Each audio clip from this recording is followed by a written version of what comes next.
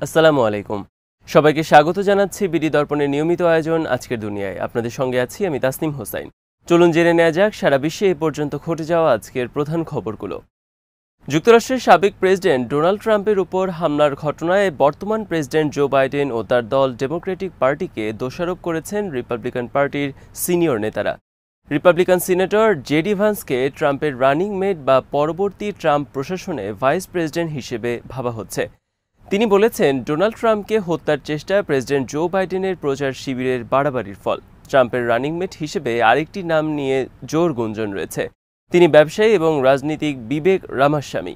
এই নেতা বলেন, আজকের রাজনৈতিক সহিংসতার পর বাইডেন যেভাবে প্রতিক্রিয়া জানিয়েছেন সেটা অপর্যাপ্ত এবং অপ্রাসঙ্গিক হবে।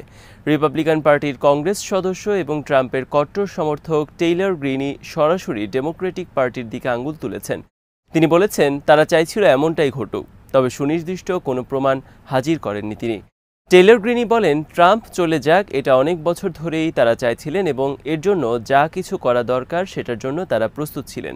পেনসিলভানিয়া অঙ্গরাষ্ট্রের বাটলারে স্থানীয় সময় শনিবার সন্ধ্যায় নির্বাচনী সমাবেশে ডোনাল্ড ট্রাম্পের ওপর গুলি চালানো হয়। তদন্ত সংস্থা FBI জানিয়েছে, হামলাকারীর নাম টমাস ম্যাথিউ ক্রুকস। তার বয়স 20 বছর। ক্রুকস পেনসিলভানিয়ার বেথেল পার্ক এলাকার বাসিন্দা। বাটলার থেকে এই শহরের দূরত্ব 70 কিলোমিটার। গুলির এই ঘটনাকে হত্যা চেষ্টা ধরে তদন্ত চলছে বলে জানিয়েছে মার্কিন সিক্রেট সার্ভিস। এমন একটি সময় ট্রাম্পের উপর হামলার ঘটনা ঘটল যখন যুক্তরাষ্ট্রের প্রেসিডেন্ট নির্বাচনে ভোট গ্রহণে আর 4 মাসও বাকি নেই। আগামী 5 নভেম্বর প্রেসিডেন্ট নির্বাচনে ভোট গ্রহণ হবে। ট্রাম্পের গুলির ঘটনায় নির্বাচনের চিত্র এবার পুরোপুরি পাল্টে যেতে পারে বলে মনে করছেন বিশ্লেষকরা।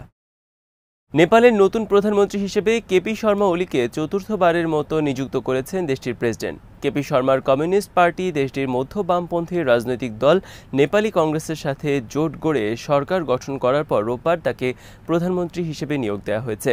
বর্ষিয়ান নেতা ওলি চীনপন্থী হিসেবে পরিচিত। নেপালের প্রেসিডেন্ট রামচন্দ্র পাওরেলের গণমাধ্যম বিষয়ক উপদেষ্টা কিরণ পোখরেল ফরাসি বার্তা সংস্থা AFP-কে বলেছেন, কেপি শর্মা ওলিকে নেপালের নতুন প্রধানমন্ত্রী নিয়োগ দিয়েছেন president. Nepal communist party unified Marxist লেনিনিস্টের প্রধান 72 বছর বয়সী ওলির সোমবার শপথ নেওয়ার কথা।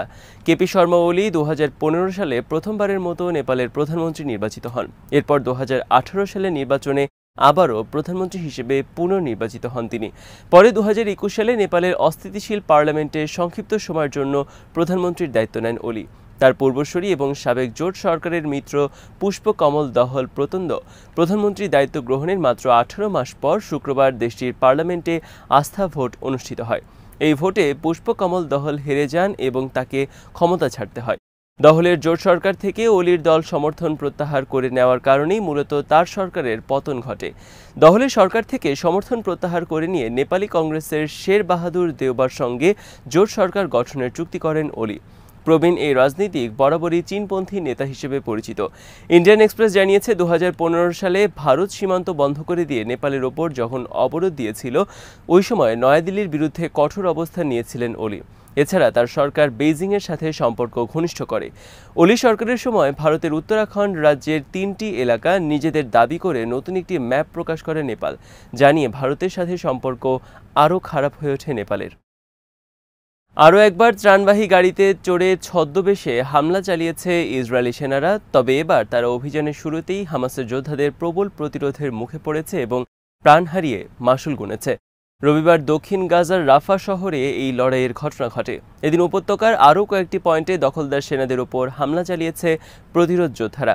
হামাসের সামরিক শাখা আল কাসাম ব্রিগেডস এক বিবৃতিতে জানিয়েছে, একটি ত্রাণবাহী ট্রাকে ত্রাণকর্মীর ছদ্মবেশে অভিযানে যাওয়া ইহুদিবাদী সেনাদের একটি স্পেশাল ফোর্সকে চিহ্নিত করতে সক্ষম হয় আল কাসাম যোদ্ধারা। রাফা শহরের পূর্ব দিকে চৌরাস্তা এলাকায় একটি বাড়িতে সেনারা প্রবেশ করা মাত্রই খুব কাছ থেকে তাদের উপর হামলা শুরু করে যোদ্ধারা। রাইফেল এবং অ্যান্টি পার্সোনেল শেল দিয়ে প্রচণ্ড হামলার মুখে হার মানতে বাধ্য হয় ইসরায়েলি বাহিনী। হামলায় তাদের সবাই নিহত কিংবা আহত হয়েছে বলে জানিয়েছে আল কাসাম। এদিন তাল আল হাওয়া এবং নেতজারিম এলাকায় ইসরায়েলি কমান্ড হেডকোয়ার্টারে স্বল্প পাল্লার রকেট হামলা চালিয়েছে তারা। ইসলামিক জিহাদের সামরিক শাখা আল কুদস ব্রিগেডস জানিয়েছে, রাফা শহরের রিয়াবনা উদ্বাস্তু শিবিরের কাছে 3টি পয়েন্টে দখলদার সেনাদের ওপর 60 মিলিমিটার মর্টার হামলা চালিয়েছে তাদের যোদ্ধারা। রাফা ক্রসিং এবং এর আশেপাশের এলাকাতেও মর্টার হামলা চালানো হয়েছে। নেতজারিম এলাকার কাছে ইসরায়েলি বাহিনী আবু ওরিবান মিলিটারি সাইটে আবাবিল প্রজেক্টাইলের হামলা চালানো হয়েছে। ইসরায়েলি প্রতিরক্ষা বাহিনী এদিন গাজা উপত্যকায় ৩ সেনা আহত হওয়ার কথা স্বীকার করেছে, তবে কোনো সেনা নিহত হওয়ার কথা জানায়নি। যুদ্ধের শুরু থেকেই গাজার লড়াইয়ে সেনা হতাহতের খবর চেপে রাখার অভিযোগ আছে ইসরায়েলের ওপর। হামাস বলছে, জনরোষের ভয়ে ইসরায়েলি সরকার গাজায় নিহত সেনাদের প্রকৃত সংখ্যা প্রকাশ করছে না। শনিবার গাজার আল মাওয়াসিতে ভয়াবহ বিমান হামলায় হামাসের খান ইউনিস ব্রিগেডের প্রধান রাফি সালামাকে হত্যার দাবি করেছে ইসরায়েল। ওই হামলায় অন্তত ৯০ বেসামরিক লোকের মৃত্যু হয়েছে। রবিবার ইসরায়েলের গোয়েন্দা বাহিনী এক যৌথ বিবৃতিতে রাফি সালামার মৃত্যুর বিষয়ে দাবি করে, তবে হামাস এখনও পর্যন্ত তার মৃত্যুর বিষয়টি নিশ্চিত করেনি। যদিও সামরিক শাখার প্রধান মোহাম্মদ দেইফ যে বেঁচে আছেন সেটি জানিয়েছে হামাস। তারা জানিয়েছে, হামলার সময় দেইফ সেখানে ছিলেন না। লেবানন ভিত্তিক প্রতিরোধ সংগঠন হিজবুল্লাহ রবিবার উত্তর ইসরায়েলের সেনা অবস্থান লক্ষ্য করে ৪ দফা হামলা চালিয়েছে। সকাল ১০টা ৪৫ হাদাব ইয়ারিন সেনা পোস্টে থাকা ইসরায়েলি সেনাদের লক্ষ্য করে রকেট হামলার মাধ্যমে দিনের প্রথম আক্রমণটি চালায় হিজবুল্লাহ। এরপর আয়েলেতে ইসরায়েলি বাহিনীর ৯১তম ডিভিশনের নতুন স্থাপিত কমান্ড হেডকোয়ার্টার লক্ষ্য করে এক ঝাঁক ড্রোনের সাহায্যে হামলা করা হয়। ঘাঁটির অফিসার এবং সৈন্যদের আবাসন লক্ষ্য করে এই হামলাটি করা হয়।